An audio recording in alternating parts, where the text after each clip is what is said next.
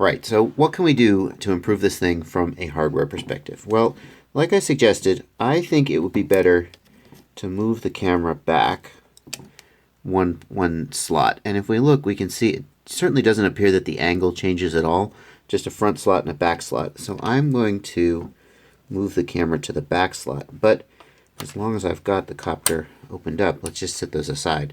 So I've taken the screws out and removed these standoffs that go here.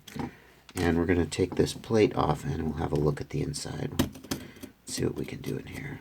Oh, this needs to come off as well. Is that so? Let's find out. Yeah, there we go. Now it lifts off and we can have a look at the inside. And the inside is reasonably clean. I'm actually pretty pleased with what I see in here. I've got the receiver, the flight controller, the OSD, and the video transmitter all tucked in and nice and neat and very secure. What I would really like to do right now is I would like to get the OSD onto UART2. So this is the OSD right here, and if we just lift up here and kind of pull it out, we can get it out. There we go. We can see that the OSD, we've got, this is where the 5-volt, the transmit and receive pads usually are. So I believe this is going to be a custom header they've put on this OSD. Just a little micro header to talk to the flight controller. And these are going to be probably the sensor inputs. And yes, I've just confirmed that using the silkscreen lettering on the OSD, which you can't really read. This is the transmit receive 5-volt and ground, and this is going to be the sensor, the voltage sensor, or whatever. So then if we follow these wires around, we can see that they go right here on the SP Racing board. So let's go ahead and take off these spacers. Oh, I see.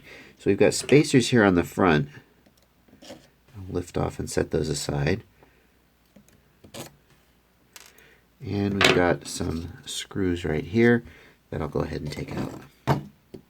And now I should be able to just lift this board up. It's a little bit underneath the receiver. And by the way, these things are not just in here loose. The receiver and the video transmitter are actually taped down on foam. So I don't want to pull them up. And I certainly also don't want to take a chance on damaging this antenna right here. So I'm going to be really careful about that. But I'm going to see if I can work this up. There we go.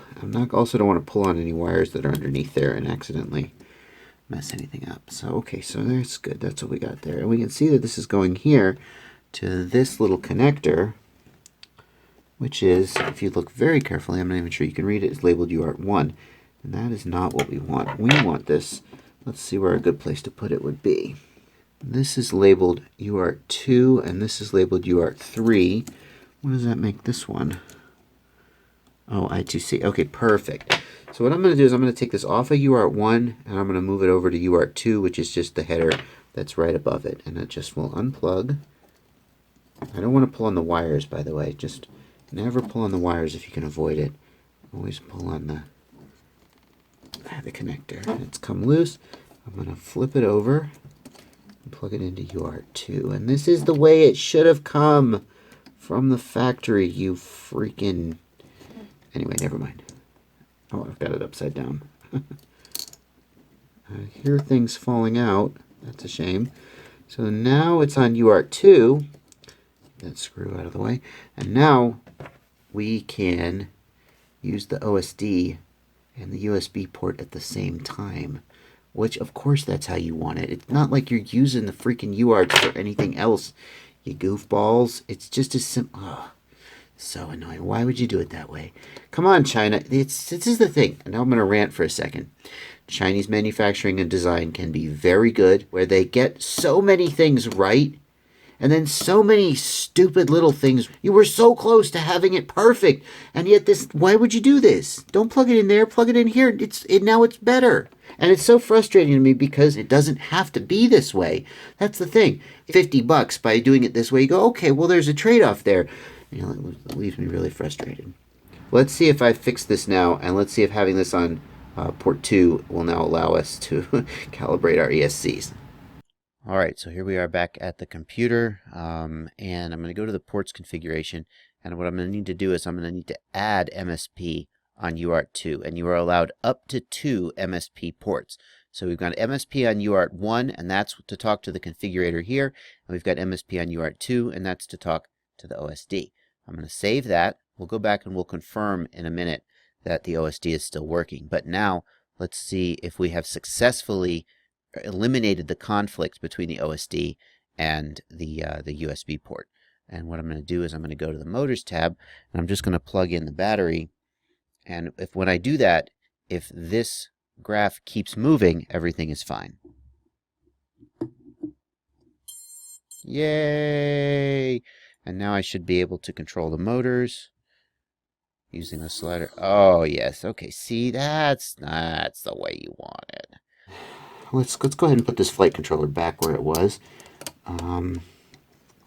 We'll just slide that down over these screws.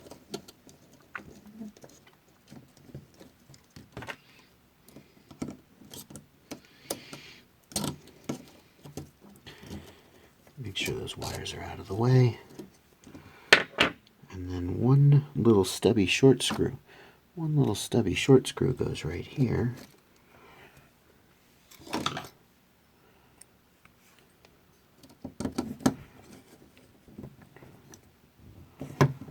And one little stubby short screw goes right here. Make sure that's pushed all the way down. So the board is flat. Okay, and that goes in there. Okay, that's perfect. That's where that goes. The other thing I want to try to do is I want to try to find a better thing to do with these antennas. I do not like these antennas hanging out the back like that. That is a recipe for disaster, in my opinion. I'm not really sure what it's going to be. I want to find something though. They do not want to come out. Why don't they want to come out? There we go. I got it. Ah, there we go. Okay, so the first thing I want to do, let's see, this is going to go in like that. And we really need to shorten them up. They're really too long, but I don't want to solder cut them and shorten them up, even though I could. So I'm going to just curl them up. Instead of passing them out the side right here, I'm going to pass them out the straight out the back through this little hole. I'm not sure if that's better. They're centered, and we can at least shorten them up. If you do this, you want to be sure not to kink this or bend it too sharply. In fact, what I really should do is, yeah, that's better.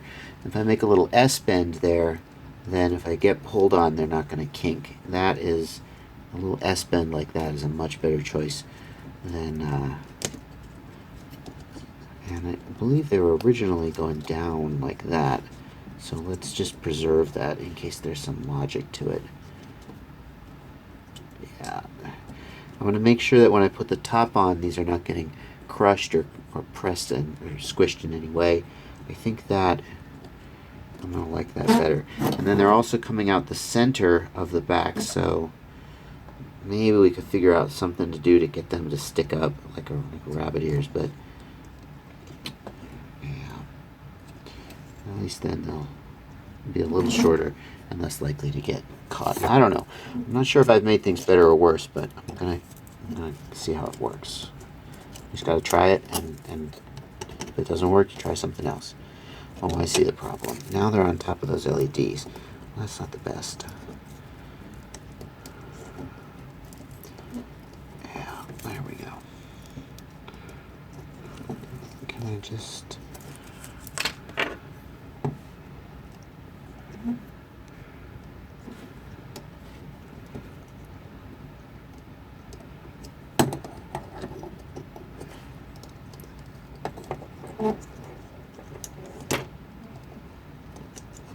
There we go. Oh, there we go. Yeah. I feel okay about that. And then I'm going to, like I said, move the camera to the back plate for hopefully a little better crash protection. I'm just going to make sure that it's not crushing anything or in the way of anything. You know, why they might have done that for a reason, but I don't think so. I think it's got plenty of room there. It doesn't seem like it's in the way of anything. I think it'll be fine.